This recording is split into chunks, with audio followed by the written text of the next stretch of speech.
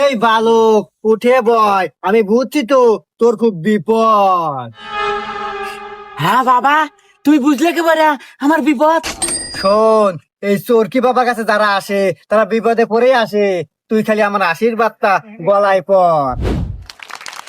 বাবা, আমি খুব বড় বিপদে পড়ে এই তোমার কাছে আসছি বাবা।